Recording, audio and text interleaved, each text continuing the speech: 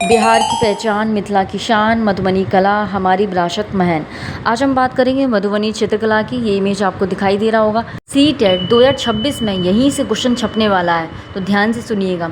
बिहार में मधुबनी जिला है। यह चित्र पिसे हुए चावल के घोल में रंग मिलाए कर बनाए जाते हैं। ये रंग भी खास होते हैं। इन्हें बनाने के लिए नील, हल्दी, फूल, पेड़ के रंग आदि का इस्तेमाल में लाया जाता है। चित्रों में इंसान, जानवर, पेड़, फूल, पंछी, मछलियाँ, कई जीव जंतु साथ में बनाए जाते हैं। हेलो फ्रेंड, दिस इज़ खुशी। Welcome back my YouTube channel. स्वागत है आप सभी का हमारे स्मार्टली खुशी चैनल में। क्वेश्चन नंबर 73, अभिकथन ए तथा कारण आर को ध्यान से पढ़ें। अभिकथन: जिन बकरियों के बालों से मुलायम पश्मीना शॉल बनाए जाते हैं वे लगभग 5000 मीटर ऊंचाई में पाए जाते हैं जहाँ बहुत सर्दी पड़ती है। कारण: इतनी सर्दी से बचने के लिए बकरियों के शरीर पर गर्म बालों के परत उग आते हैं। निम्नलिखित में से सही विकल्प को चुनिए। सही जवाब है ऑप्शन 3, ए और आर दोनों सही हैं। आर ए की सही व्याख्या करता है। स्क्रीन पर आप सभी लोगों को पश्मीना शॉल की इमेज दिखाई दे रही होगी। एक पश्मीना शॉल में 6 स्वेटरों के बराबर गर्मी होती है। इतनी गर्म पर मोटी बिल्कुल नहीं होती है ना। मज़ेदार बात। पश्मीना एक पहाड़ी बकरी का नाम है। एक खास नस्ल है जो लगभग 500 मीटर की ऊंचाई पर रह सकती है। यहाँ सर्दियों में तापमान 0 सेंटीग्रेड से भी कम चला जाता है, -40 सेंटीग्रेड तक पहुँच जाता है।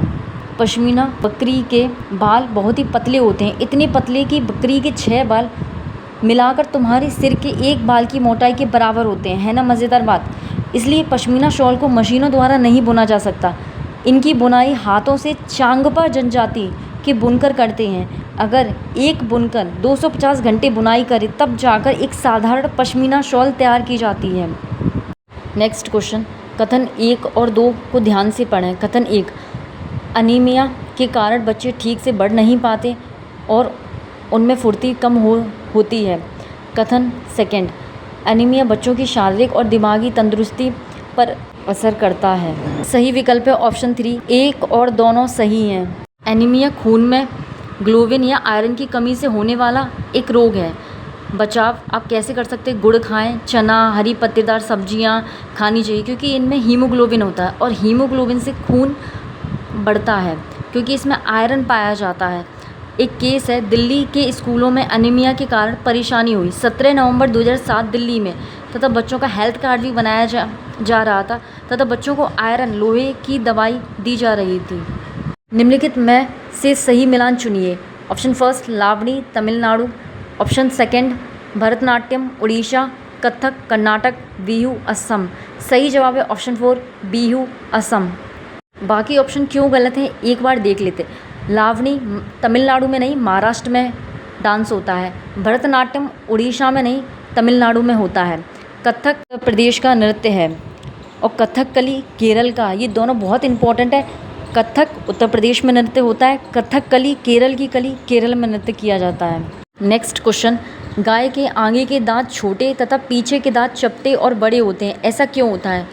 ऑप्शन, क्रमशः घास काटने तथा घास को कुतरने के लिए, क्रमशः घास कुतरने तथा घास को काटने के लिए, क्रमशः घास काटने तथा घास चबाने के लिए, क्रमशः घास चबाने तथा घास काटने के लिए।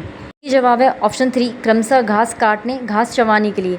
देखिए जिस ऑप्शन में कुतरने के लिए लिखा है, कुतरने का काम चूहे करते हैं ना कि गाय। नेक्स्ट क्वेश्चन, क्या कारण है कि पर्यावरण अध्ययन की पाठ्यपुस्तकों में किस्से और कहानियों को महत्वपूर्ण स्थान दिया गया है?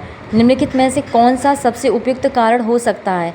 ऑप्शन, प्राथमिक स्तर पर पर्यावरण अध्ययन के शिक्षक किस्से और कहानियों को रुचि लेकर सुनाते हैं, इसलिए इनको महत्वपूर्ण स्थान दिया गया है।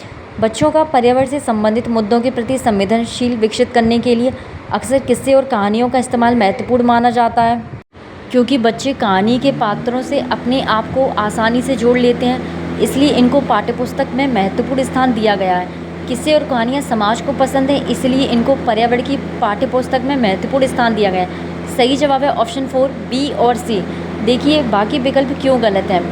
फर्स्ट ऑप्शन में लिखा है प्राथमिक स्तर पर पर्यावरण अध्ययन के लिए शिक्षक किस्से और कहानियों को रुचि लेकर सुनाते हैं, इसलिए इनको महत्वपूर्ण स्थान दिया गया है। तो यहाँ पे बात बच्चों के लिए की गई है कि हम बच्चों को पर्यावरण अध्ययन क्यों पढ़ाते हैं, फिर शिक्षक इसमें नाम आया, तो ये गलत है।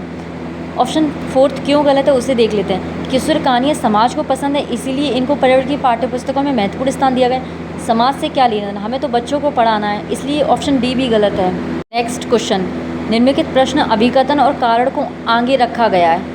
कथनों को ध्यान से पढ़ें और निम्नलिखित में सही विकल्प का चयन करें। अभिकथन, एनसीईआरटी के पर्यावरण अध्ययन के पाठ्यपुस्तक के पाठों में आम जिंदगी की वास्तविक घटनाओं, रोजमर्रा की समस्याओं और आज से जुड़ी हुई कुछ ज्वलंत समस्याओं को रखा गया है। कारण, इन सभी समस्याओं पर बच्चे खुलकर बहस कर सकें, समस्याओं से अवगत हों, उनके प्रति संवेदनशील बने और सही समझ बना सकें। सही जवाब है ऑप्शन 3, अभिकथन और कारण दोनों सही हैं और कारण अभिकथन की सही व्याख्या करता है।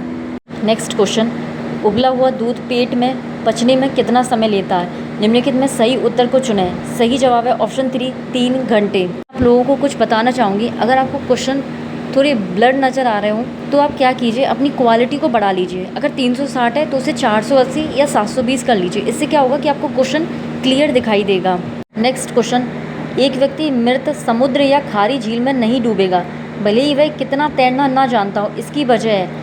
सही जवाब है ऑप्शन 3, समुद्र के पानी का उच्च घनत्व होता है। देखिए क्या होता है, जब मृत सागर होता है वो खारा पानी होता है तो वहाँ पे नमक की मात्रा ज़्यादा होती है, तो नमक की मात्रा ज़्यादा होने पर व्यक्ति वहाँ तैरता हुआ नजर आता है। नेक्स्ट क्वेश्चन, निम्नलिखित में से कौन सा समूह केवल तत्वों से बना है? Steel, iron, zinc, tin, lithium, sodium, sodium, bronze, potassium, bronze, copper, aluminium. सही जवाब है ऑप्शन 2, टिन, लिथियम, सोडियम। बाकी विकल्प क्यों गलत हैं? क्योंकि वो मिश्र धातुओं के एग्जाम दिए गए हैं। बाकी विकल्प में मिश्र धातु हैं। ऑप्शन फर्स्ट में आयरन और जिंक को छोड़कर स्टील एक मिश्र धातु है। ऑप्शन थर्ड में सोडियम और पोटेशियम को छोड़कर ब्रांस एक मिश्र धातु है। ऑप्शन 4 में ब्रांस एक मिश्र धातु है कॉपर और एल्यूमिनियम को छोड़कर। नेक्स्ट क्वेश्चन, पर्यावरण अध्ययन का एक शिक्षक कुछ बच्चों की गतिविधि कराने के दौरान कुछ महत्वपूर्ण घटनाओं का अवलोकन करता है तथा उसका एक वर्णनात्मक टिप्पणी भी दर्ज करता है। निम्नलिखित में से कौन सा आकलन का उपकरण हो सकता है? सही जवाब है ऑप्शन 2, उपाख्यानात्मक अभिलेख, एनेक्डोटल रिकॉर्ड्स। एनेक्डोटल रिकॉर्ड्स क्या होते हैं कि गतिविधि के दौरान बच्चों का ही इसमें रिकॉर्ड रखा जाता है। स्क्रीन पर आपको ये इमेज दिखाई दे रही होगी। अवलोकन सूची क्या है आइए जानते हैं। देखिए अवलोकन सूची में टिक लगाते हैं हाँ या नहीं का। अगर बच्चे का बिहेवियर अच्छा है तो टिक कर देंगे सही का, परसेप्शंस अच्छा है तो टिक कर देंगे सही का, स्किल आती है तो टिक कर देंगे, अगर नहीं आता है तो क्रॉस का निशान लगा देंगे। यही होता है अवलोकन सूची। बच्चे का व्यवहार देख के ऑब्जर्व किया जाता है। अब समझ लेते हैं एनेक्डोटल रिकॉर्ड्स क्या होता है। देखिए एनेक्डोटल रिकॉर्ड्स में बच्चे के महत्वपूर्ण चीज़ों को ही नोट किया जाता है। एनेक्डोटल रिकॉर्ड में एक वर्णनात्मक रिकॉर्ड होता है जिसमें किसी विशेष घटना या व्यवहार का विस्तार से वर्णन किया जाता है। रेटिंग स्किल क्या होती है, हम बच्चे के व्यवहार को रेटिंग देते हैं। जैसे 5 स्टार, एक्सीलेंट है तो हमने उसे 5 स्टार दे दिए, गुड है तो हमने उसे 4 स्टार दे दिए, एवरेज है तो हमने उसे 3 स्टार दिए, फेयर है तो 2 स्टार, पुअर है तो 1 स्टार। इस तरह से जैसे मूवीज़ को स्टार दिए जाते हैं, इसी को ही बोलते हैं रेटिंग स्किल। ये पोर्टफोलियो क्या होता है, विद्यार्थी के कार्यों, उपलब्धि, प्रमाण पत्रों, प्रोजेक्ट आदि का एक संकलन होता है। मतलब इसमें हर एक चीज़ बच्चे के संबंधित जो भी होगी वो रिकॉर्ड की जाएगी। लेकिन एनेक्डोटल रिकॉर्ड में सिर्फ बच्चे के महत्वपूर्ण भागों को ही उसमें नोट किया जाएगा। 2 भारतीय पक्षी वृक्ष या झाड़ी की डाली पर अपना लटकता घोंसला बनाते हैं। ये 2 पक्षी हैं। सही जवाब है ऑप्शन 4, शक्करखोरा और दार्जिन चिड़िया। कमेंट में आप सभी बताइएगा कि कलचिड़ी अपना घोंसला कैसे बनाती है, कमेंट प्लीज़ करिएगा। कथन ए एवं बी को ध्यान से पढ़ें। कथन ए, ठंडी के मौसम में छिपकलियाँ लंबी और गहरी निद्रा में चले जाते हैं। कथन बी, कुछ ऋतुओं में कुछ जानवर लंबी गहरी निद्रा में चले जाते हैं। सही जवाब है ऑप्शन 3, दोनों ए और बी सही हैं, बी ए का सही व्याख्या करता है। नेक्स्ट क्वेश्चन, एक शिक्षक अपनी पर्यावरण अध्ययन की कक्षा में बच्चों को समूह में बांटकर विद्यालय में मौजूद उसमें कुछ वस्तुएं इकट्ठे करने को कहता है। इसके बाद वह बच्चों को एक साथ बैठाकर उन वस्तुओं को विभिन्न समूह में बांटने के लिए कहता है। बच्चे वस्तुओं को उनके गुणों के आधार पर विभिन्न समूह में बांट देते हैं। शिक्षक के द्वारा इन गतिविधियों को कराने का क्या सबसे उपयुक्त उद्देश्य हो सकता है? सही जवाब है ऑप्शन 3, प्राथमिक स्तर पर बच्चे एक दूसरे के साथ अंतःक्रिया करते हुए सीखते हैं। राकेश कक्षा 5 का एक पर्यावरण अध्ययन का शिक्षक है। वह अपनी कक्षा में बच्चों से एक गतिविधि करने के लिए कहता है जिसमें सभी बच्चों का अवलोकन करते हैं कि कौन सी वस्तुएं पानी में तैरती हैं और कौन सी पानी में डूब जाती हैं। गतिविधियों के उपरांत कुछ बच्चे शिक्षक से पूछते हैं कुछ वस्तुएं पानी में डूब जाती हैं और कुछ वस्तुएं पानी में तैरती हैं, ऐसा क्यों? निम्नलिखित परिस्थितियों में एक शिक्षक को क्या सबसे उपयुक्त करना चाहिए? सही जवाब है ऑप्शन 4, बी और सी। ऑप्शन बी और सी बिल्कुल सही है। प्रत्येक बच्चे को निरीक्षण करने, अपनी टिप्पणियां दर्ज करने और उन टिप्पणियों का अर्थ बताने की आज़ादी है। प्रत्येक बच्चे को परिकल्पना करने, परीक्षण करने और गतिविधि आधारित सामान्यीकरण करने की आज़ादी है। नेक्स्ट क्वेश्चन, आज अब भारत में 10 AM समय है। आज ही डैश में लगभग मध्याह्न है। सिंगापुर। सही जवाब है ऑप्शन 2 सिंगापुर। नेक्स्ट क्वेश्चन, पर्यावरण अध्ययन की बाल केंद्रित कक्षा में निम्नलिखित में से कौन सी क्रिया सबसे कम होती दिखाई देगी? बच्चे कक्षा में चर्चा करते हुए अपने अनुभव बांटते हुए भी दिखाई देंगे। ये तो नहीं है, ये हमें सबसे कम यानी कि नेगेटिव ढूंढना है। बच्चे कक्षा में शिक्षक को सुनते हुए दिखाई देंगे। बच्चे तरह तरह की गतिविधियों में क्रियाशील होकर कार्य करते हुए दिखाई देंगे। बच्चों की गतिविधि के अनुसार बैठने की व्यवस्था में परिवर्तन होता दिखाई देगा। सही जवाब है ऑप्शन 2, बच्चे कक्षा में शिक्षक को सुनते हुए दिखाई देंगे। चाइल्ड सेंटर्ड EVS क्लासरूम की ये विशेषता नहीं है। सेकेंड लास्ट क्वेश्चन, इसके बाद 14 दिसंबर 2024 का कंप्लीट EVS सॉल्यूशन। एक व्यक्ति ने 30 जनवरी 2023 को नई दिल्ली स्टेशन से बेंगलुरु के लिए ट्रेन पकड़ी। ट्रेन नई दिल्ली से 17 घंटे पर चली और 17 घंटे पर 31 जनवरी 2023 को बेंगलुरु पहुंची। इसका मीन्स है मतलब 24 घंटे। 30 को चली, 31 को पहुंची, 24 घंटे की दूरी तय की। नई दिल्ली और बेंगलुरु के बीच की दूरी लगभग 1776 किलोमीटर है। तो ट्रेन की पूरी यात्रा की औसत गति क्या है? एक फॉर्मूला है जो स्क्रीन पर आपको दिखाई दे रहा होगा। क्वेश्चन में दूरी दी गई है 1776 रखिएगा। टाइम पूरे 24 घंटे लगे क्योंकि 30 जनवरी को निकली थी, अगले दिन पहुंची थी, तो 24 घंटे का समय लगा। इससे आपसे आंसर आएगा ऑप्शन 3 74 किलोमीटर पर आवर। निम्नलिखित प्रश्न में अभिकथन और कारण को आगे रखा गया है। कथनों को ध्यान से पढ़ें और निम्नलिखित में से सही विकल्प का चयन करें।